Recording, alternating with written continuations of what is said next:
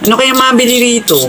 Naku, nandito na naman siya. O iya, anong bibilhin mo? Ate, pabili nga po. Naku, papahirapan na naman ako nito sa mga salitang hindi maintindihan. O, anong bibilhin mo?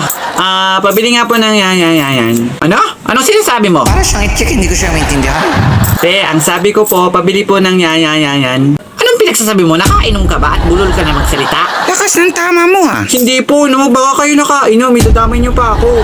Hoy, hindi pa ako nakatikim ng alak sa buong buhay ko at wala akong balak tikman. So, paano mo nasabing nakainom ako, ha? O, te, chill. Dumadami tuloy yung wrinkles niyo. Ano?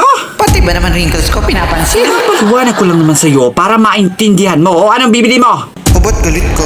Ate, pabili nga po ng yan. Anong pinagsasabi mo at hindi kita maintindihan? Pakiayos mo nga. Ang sabi ko po, pabili ng yan. Ano? Sumasakit ng ulo ko. Wala to, matanda na. Bingi? Anong sabi mo? Bingi ako?